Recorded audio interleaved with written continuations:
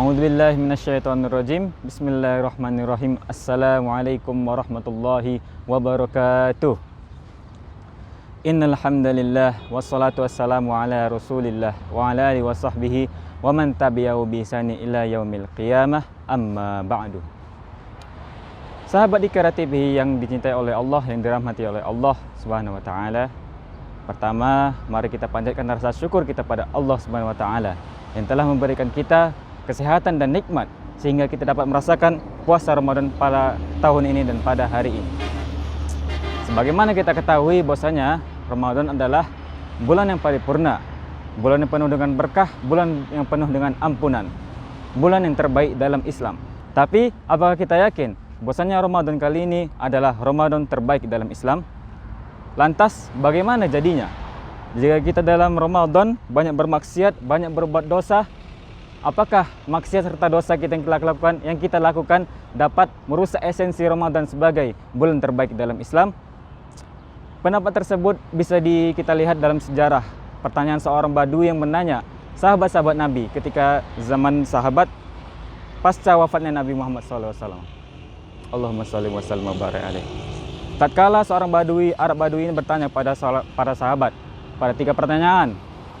Apakah amalan terbaik dalam Islam? Apakah bulan terbaik dalam Islam? Dan apakah hari terbaik dalam Islam? Kemudian dia berjumpa dengan seorang sahabat yang bernama Abdullah bin Abbas. Kemudian Abdullah bin Abbas menjawab, hari yang terbaik dalam Islam adalah hari Jumat. Amalan terbaik dalam Islam adalah salat. Dan bulan yang terbaik dalam Islam adalah Ramadan. Sebagaimana kita ketahui bahwasanya salat adalah amalan yang sangat diutamakan dalam Islam. Bisa kita lihat firman Allah Subhanahu wa taala dalam Al-Qur'an yang mencantumkan banyak tentang salat. Fa idza qadaytumus salata fadhkurullaha qiyaman wa qu'udan wa 'ala junubikum fa idza tuma'nantum faqimus shalah innas salata kanat 'alal mu'minina kitaban mawquta. Kemudian bisa kita lihat juga perkataan Abdullah bin Abbas tentang bulan terbaik dalam Islam. Beliau menjawab, adalah Ramadan. Sebagaimana kita ketahui, bulan Ramadan adalah bulan turunnya Al-Quran, yang mana Al-Quran itu sebagai hujjah dari zaman Nabi Muhammad sampai saat ini. Syahrul Ramadan alladzi unzila fihi al-Quran hudal linnasi wa bayyinatin minal huda wal furqan. Kemudian, pertanyaan terakhir, hari terbaik adalah hari Jumat. Sebagaimana dianugerahi oleh Allah Subhanahu wa taala untuk umat Nabi Muhammad, bahwasanya hari Jumat adalah hari yang terbaik bagi umat Nabi Muhammad. Tatkala seorang Arab Badui ini menerima dengan puas jawaban-jawaban para sahabat tersebut, kemudian dia kembali untuk pulang. Tatkala di perjalanan pulang, dia berjumpa dengan Ali bin Abi Thalib. Dia hendak bertanya pada pertanyaan yang sama. Kemudian Ali menjawab, hari yang terbaik dalam Islam adalah amalan terbaik dalam Islam adalah amalan yang diterima oleh Allah Subhanahu wa taala. Ya, bagaimana pula jika amalan mau sebagaimanapun kita beribadah, mau sebengkak apapun kita sholat, tapi kalau misalnya sholat itu tidak diterima oleh Allah, apalah jadinya gitu? Apalah jadinya misalnya sholat kita gunakan untuk yang sebenarnya guna untuk tanha anil fahsya wal munkar, kita gunakan untuk fahsya wal munkar. Bagaimana kejadiannya apabila sholat tersebut kita gunakan untuk riya terhadap sama manusia?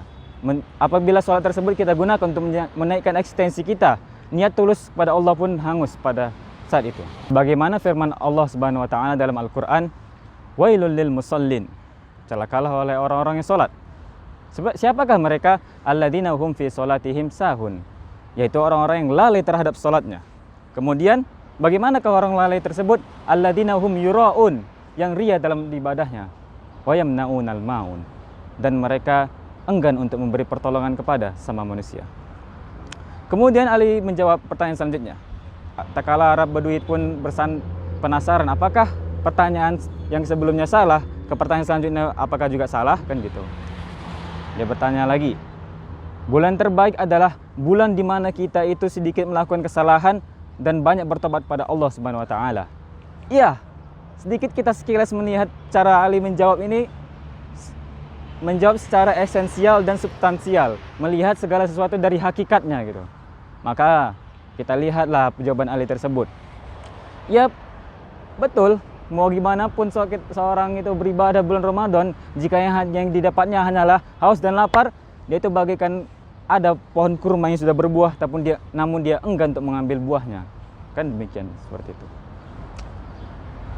Kemudian pertanyaan selanjutnya, hari yang terbaik dalam Islam ialah hari di mana kita wafat pada Allah Subhanahu wa taala dalam keadaan husnul khatimah. Hari di mana kita berjumpa dengan Allah dengan keadaan paripurna, keadaan Islam yang kafah, yang tidak tercampuri oleh hijab dunia. Sahabat teman Iqra TV yang dirahmati oleh Allah Subhanahu wa taala, tatkala kita seringkali melihat segala sesuatu dari hal yang terindra, hal-hal yang praktek, hal-hal yang tidak nampak oleh mata. Namun terkadang kita lupa terhadap hal-hal yang esensi, hal-hal yang inti dalam beribadah sekalipun yang dianjurkan dalam Islam. Seperti halnya Ramadan. Secara esensial Ramadan adalah kita menahan segala yang berbentuk hawa nafsu dalam diri kita. Namun secara indrawi kita hanya menahan lapar dan haus sesuai dengan makna as-shaum itu sendiri, yang berarti al-imsak, menahan. Yang itu juga termasuk manfaat Ramadan, yaitu al-imsaku. Maka pas Ramadan kita kali ini kita lihat, kita betul-betul mengelola diri. Apakah kita dapat menahan atau tidak? Yang sebelum Ramadan kita tidak dapat menahan omongan yang tidak bermanfaat, bergibah pada sama kita, kan gitu. Melakukan hal yang tidak penting. Kita lihat pada Ramadan kali ini, apakah sama demikian atau tidak? Gitu. Bagi-bagilah kita mengelola diri. Apakah kita dapat menahan diri untuk mengatakan perkataan yang tidak bermanfaat? Sebagaimana sabda Nabi Muhammad SAW yang berkata, "Man lam yada' qaulaz zuri," barang siapa yang tidak dapat menahan, barang siapa yang tidak meninggalkan perkataan-perkataan yang zur, perkataan-perkataan yang kotor, yang jauh dari kebenaran gitu. Bahkan dalam konteks ini sekalipun, itu dapat perkataan kotor tersebut, yang termasuk itu kata-kata yang hoax ataupun celaan terhadap sesama kita, itu dapat menjatuhkan, bukan merusak arti puasa itu sendiri, namun dapat menghapus puasa itu tersebut. Falaisa lillahi azza wa jalla ay yada' ta'amahu wa syarabahu. Maka bagi Allah Subhanahu wa taala tidak butuh lapar dan hausnya dalam puasa tersebut. Kemudian ada pendapat dari Syekh Al-Dihlawi, sedikit istilah bahwasanya as-shaumut tiryak. Puasa itu adalah penawar. Yang dimaksud dengan penawar ini apa? Memang tiryak itu semacam penawar gitu artinya. Maka yang dimaksud dengan penawar di sini adalah penawar rasa penyakit hati tersebut. Maka kita introspeksi diri, apakah Ramadan kali ini yang sebelumnya kita itu betul-betul dengki ataupun ya merasa hasad terhadap orang lain dapat menjadi penawar kita, atau bahkan jangan adanya puasa ini bisa meningkatkan kita untuk emosi kita, meningkatkan emosi serta rasa dengki kita terhadap sesama muslim gitu.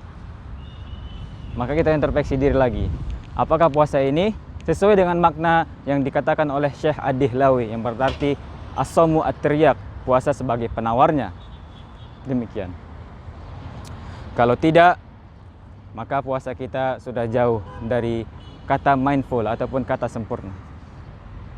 Tidak serius kita dalam menjalankan puasa ini. Sahabat Iqra TV yang dirahmati oleh Allah Subhanahu wa taala, mari kita buat Ramadan kita kali ini sesuai dengan perkataan Ali, yang mana kita sedikit melakukan dosa dan sedikit melakukan maksiat serta kesalahan terhadap Allah. Kemudian kita perbanyak diri kita dengan melakukan taubat serta menghapus hijab diri kita terhadap Allah Subhanahu wa taala. Sehingga pada konteks kali ini kita dapat membuat Ramadan ini sebaik-baik bulan dalam Islam. Demikianlah sedikit kultum ataupun ceramah dari saya, dan saya mohon maaf karena saya sendiri adalah seorang pelajar yang belajar di tanah Kinanaki. Maka dari itu tidak ada gading yang tidak retak. Begitu juga dengan saya, masih banyak kesalahan dan banyak sedikit pun gagak-gagak atau di mana. Sedikit dari saya. Assalamualaikum warahmatullahi wabarakatuh.